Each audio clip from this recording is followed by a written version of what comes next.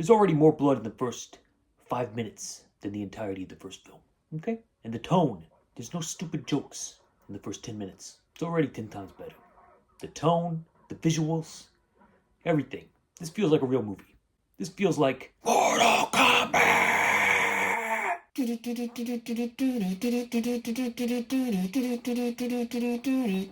Mortal Kombat!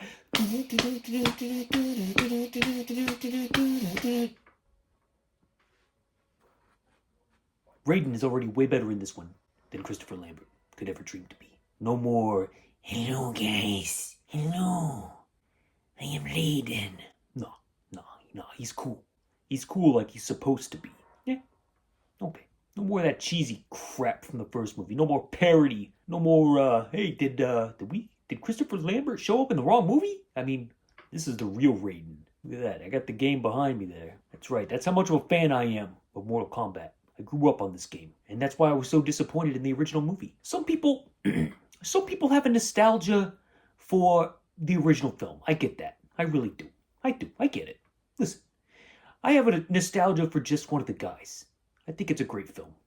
Okay, let's tone that down. But I got the nostalgia glasses on, and I can't see it for anything other than what I see it for, which is very entertaining.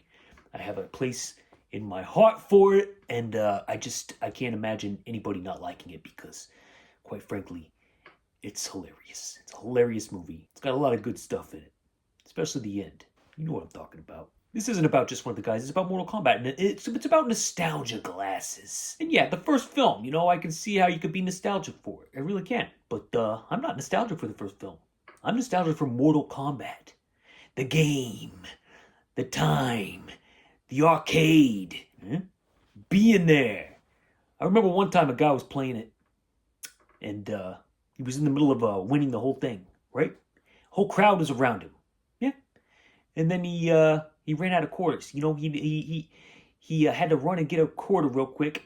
And then some other guy who was watching him, jumps on. Yeah, he jumps on.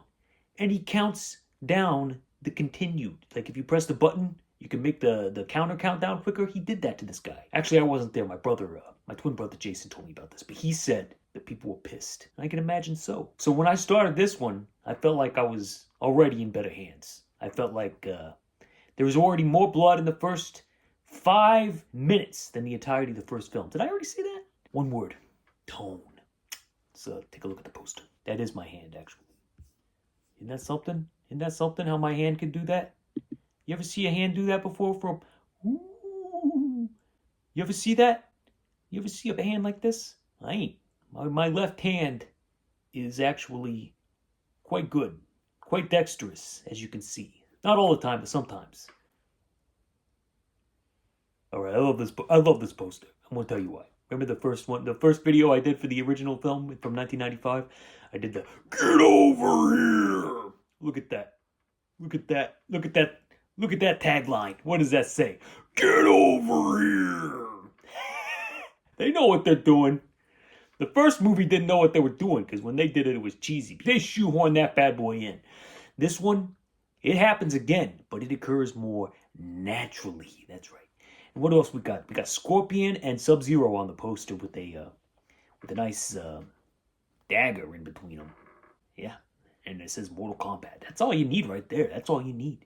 You're going to get them. You're going to get the nostalgia right there. Got some Ghostbusters Frozen Empire action in here. Those icicles kind of give me the willies with the sharp, daggery edges. Juddering out all over the place. I don't know. Gives me the creeps. I think it's evolutionary in our reptile brains. And speaking of reptiles, Reptile is in this one. And he's an actual lizard.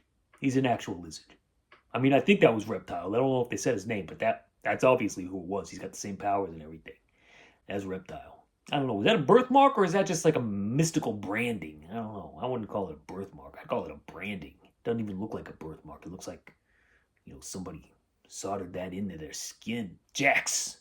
He got screwed in the first movie. He's just like a little side character. So Sonya's like, hey, Jax, hey, help me, Jax. In their little sci-fi movie intro exposition in the first movie. But in this one, in this reboot, I was scared for a minute. I thought they did him dirty. He was always one of my favorite characters in the video game. And he had the coolest fatalities. He'd rip their arms out. He'd rip their arms right out of the sockets. And not only that, he had this one where he would clap his hands over their head, and their head would explode. I mean, it exploded. Those were my two favorite fatalities, and Jax was my favorite character. And I thought they did him dirty in this. Early on, he gets his arms ripped off, and I thought he was done for. But clearly I was not remembering the game correctly, and let's just say they don't do him dirty. They do him real nice. Melina looks cool as hell. Got this mouth, blood all over it, the demon teeth. She looks like she can bench press a Buick. She is good. I like Melina. Yeah, she was good built. As soon as Sonya shows up, it kind of turns into one of those Sci-Fi Channel things. Whenever the American actors show up on screen, I don't know, it starts getting a weird vibe. Like, they can't find anybody who's good enough to deliver these lines without sounding like it's a bad Sci-Fi Channel thing. But she does come around. She proves herself later on. I liked her as a character overall. And she's not bad. She's not bad. I was getting scared for a minute. I was getting scared. I thought maybe we were getting back into the Sci-Fi Channel vibe of the first 1995 movie, but no. No, they sidestepped that. They avoided it. Kano is annoying as hell. They did this in the Roadhouse remake too, I think with, who was it, Conor McGregor or somebody? One of those Australian guys, always doing quips and one-liners. That's how he is in the 1990... Excuse me, I lost my voice. That's how he is in the 1995 movie as well, and I didn't like it then, don't like it here, but, again, this movie's smart. They know he's annoying. They know how to handle it. Trust yourself in the hands of these filmmakers. But this is exposition dump city here when they go to Sonya's trailer park. She lives in the same trailer as Kill Bill Volume 2, I think. The CGI in this one is so much better. So much better. Not just because it's more modern, but because it looks like they actually finished it. I mean, it's good. It looks good to me. I don't know. I'm sure there's some graphic artists out there that can pick out all the flaws, but I'm not one of those. I mean, I don't ask for a lot. I just want to believe what's happening on screen, and I believed it in this. Whatever house did that, I don't know if it was Peter Jackson, since this is a New Line film. Maybe it was Weta, but hey, good job, Pete. Good job, Peter Jackson. Get some more Beatles tunes out there. I like that. What else do I got written down here? Jack's arms, very tiny at first. At the table scene, which is one of the highlights of the film, Kano asks him if his arms come in adult sizes. Liu Kang, wow, he is a dreamboat in this one, eh? I mean, he was a good-looking guy in the first one, too, but holy crap, he got a dreamy guy in his... Dreamboat, coming to shore. Dreamboat, coming to shore. And then later on, he takes his shirt off. His traps are bigger than the rest of him. Who is this guy? He is something else. He is ripped to shreds. Iggy Pop, eat your heart out. Jesus, eat your heart out. You know, some people say I look like Jesus. The scene at the table with Liu Kang and the guy with the hat, very entertaining. Very entertaining. That was one of the big set pieces that I truly enjoyed. When do all these ripped guys work out? I mean, everybody in this movie is just jacked to the gills, and I don't see a single one of them lift a weight, but that's a common nitpick problem in all these action-type movies.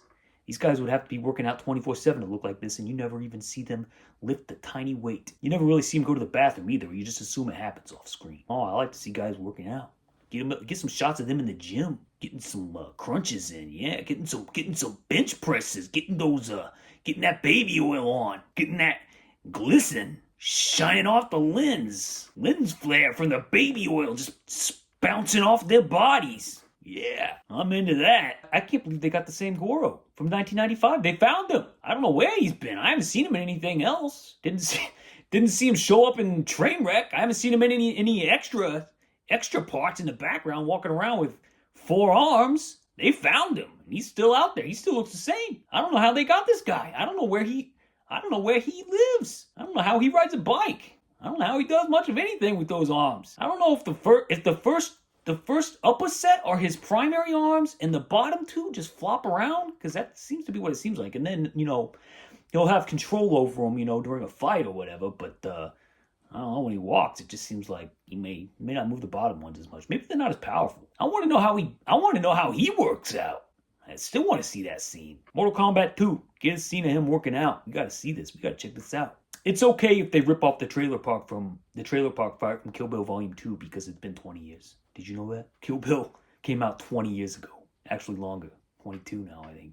21 for volume 2, but they were filmed at the same time. That's unreal to me. So yeah, 20 years, I think you can start ripping off movies again. And it's okay, because it's a fun little trailer park fight. Anytime two people are fighting in a trailer with wood paneled walls, count me in. I'm in. Liu Kang's bicycle kick makes an appearance. What? Get over here. Get over here. You gotta love it. You gotta love it in this one. The first one, it sucks. But in this one, I don't know what the voice is or who does it, but in this one, it's it. Speaking of baby oil, did you see that? You're not gonna believe this, but I liked it better than the 1995 version. Yeah, it's not Paul Thomas Anderson, who is our greatest living filmmaker, but it is better than what he did. I don't know what. You know, he hadn't developed his style yet when he did the first one, I think. I think that's what the problem was. And this, luckily he's not here for this one. He got a new movie coming out this year, which is probably going to be better than this. But this, as a genre piece, you know, things that look like that, I give it a solid 3 thumbs up out of 5. 3 thumbs up out of 5. Yeah, you can do a lot worse than Mortal Kombat. I saw the trailer for Mortal Kombat 2 before Weapons, and it has Johnny Cage. Johnny Cage isn't in this one. Sorry to spoil it for you, but the movie's a few years old now, and Johnny Cage does not appear, but they tease him. And the trailer for part 2, Johnny Cage. Oh, hey, speaking of Jacks, there he is. 2 Jacks fighting each other. Look at that. Doesn't have the robot arms. You must get that in part 3. I didn't play that one as much. 3 thumbs up. See ya. See ya at the temple. Jeremy's spoken.